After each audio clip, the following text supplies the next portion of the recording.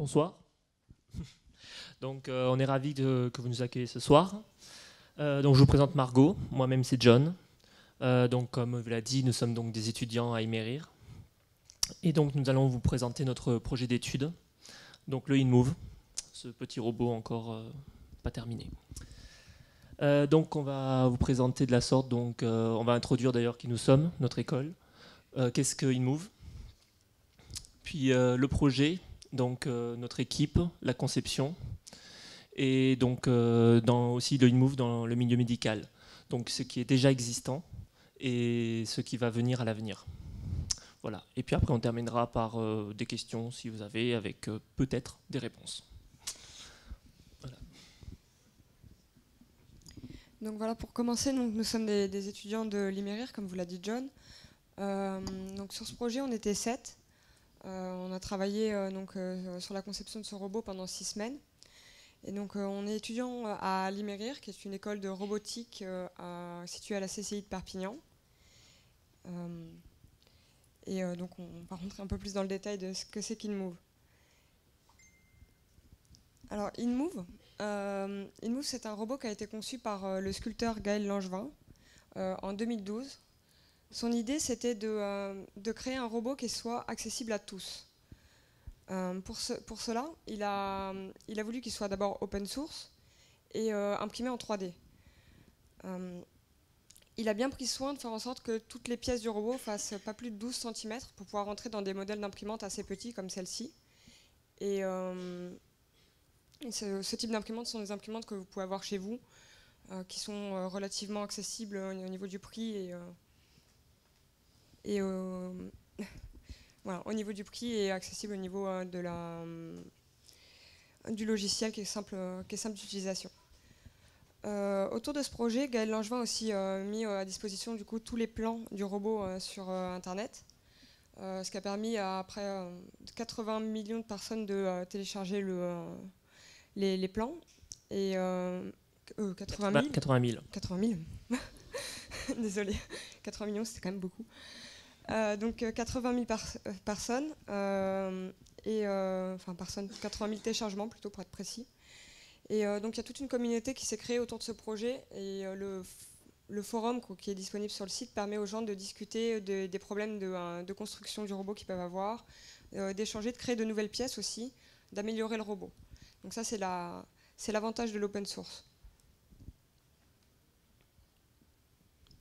Donc l'équipe, comme vous a dit, donc on est une équipe de 7 personnes. Alors avec un délai, on a eu 1 mois et demi, donc de mi-décembre jusqu'à fin janvier, donc en comptant les vacances de Noël. Et un objectif, donc construire ce fameux robot entièrement fait en impression 3D et grâce à nos fichiers open source. Donc la conception. Donc la première étape, en fait, ça a été de lister en fait tout ce qu'on allait avoir besoin. Alors, que ce soit des outils pour le robot, donc du fil d'ABS, des câbles, des moteurs, mais aussi ce qu'on allait avoir besoin de nous, parce qu'on avait peu ou même pas d'équipement à disposition. Donc, que ce soit l'imprimante qu'on a dû investir, et toutes sortes de choses, des limes, des étaux, tout ce qu'on a besoin pour bricoler. Laisse. Donc en fait, l'impression des pièces est assez longue, parce qu'on a à peu près 600 heures d'impression. Voilà. Donc sur le court délai, ça a été quand même très, très dur à gérer. Sachant que une pièce comme ça met à peu près 6 heures d'impression, facilement. Donc aussi, on a dû se mettre à l'électronique. Et oui, comme vous voyez, il a beaucoup de fils. Pour pouvoir gérer en fait les servomoteurs avec les outils qu'ils possèdent, comme la Kinect, les caméras et d'autres choses à l'avenir. Après, nous sommes passés dans une phase d'assemblage. Donc là, on a dû, justement, que je vous disais les limes tout à l'heure, donc faire en sorte que tout s'emboîte correctement. Et de pouvoir intégrer en fait les technologies qu'on a voulu lui mettre. Donc là pour l'instant il n'y a que la Kinect et les caméras dans les yeux. Et après donc on a une phase de programmation pour pouvoir gérer tout ça. Donc là, le robot, à l'heure actuelle, il est capable de pouvoir voir une personne, la squelettiser et pouvoir reproduire, normalement, bon, pas tous les moteurs, mais les mouvements qu'il va produire. Donc là, par exemple, vous avez donc le montage de la tête. Vous pouvez voir donc, les moteurs et les caméras. Voilà. Là, on va rentrer un petit peu plus dans le vif du sujet, c'est-à-dire qu'on va parler d'InMove dans le milieu médical. Je vais vous parler plus précisément des usages existants. Donc, il y a un projet qui se démarque pas mal à l'heure actuelle, c'est le projet Bionico. Ce projet, c'est l'histoire de Nicolas Huchet, un jeune de 30 ans qui, suite à un accident de travail, va être amputé de l'avant-bras. Et donc l'histoire commence fin 2012 quand il va se rendre au Fab Lab de Rennes et avec une question en tête, vous intéressez-vous aux mains robotiques? Suite à ça, on va naître le projet Bionico, qui était de créer une prothèse de main pilotée par les muscles pour moins de 1 000 $. Au final, ils l'ont créé en partant de l'avant-bras d'InMove. Actuellement, le projet fonctionne et Nicolas Huchet est équipé donc, de sa prothèse faite à partir d'InMove, que vous pouvez voir sur le PowerPoint. Après, on a un autre projet qui se démarque pas mal.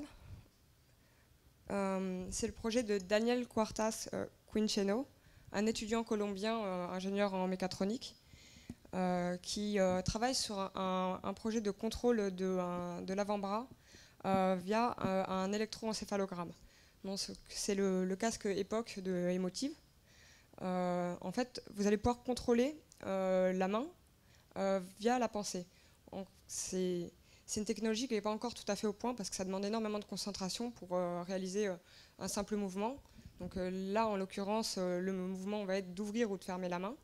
Et ça demande quand même pas mal de concentration. Donc on espère que ça pourra être mieux dans l'avenir, mais pour l'instant, on en est là. Voilà. Donc pour les usages à venir, alors en fait, le robot n'a pas été construit dans les normes, parce que normalement, les objets sont faits. On a un besoin et on construit un outil pour ce besoin. Là, en fait, ce robot a été conçu sans vraiment de but derrière d'un besoin.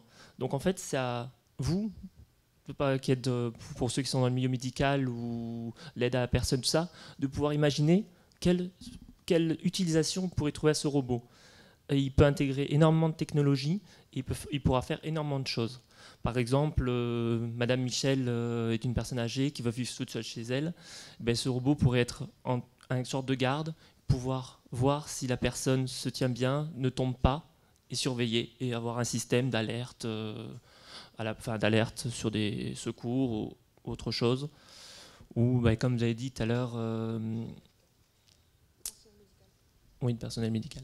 Comme vous avez dit tout à l'heure, la chose pour ne pas oublier les médicaments, ce robot pourrait vous le dire, voilà, en pouvant intégrer plusieurs technologies comme le projet de tout à l'heure. Tout est faisable. Voilà.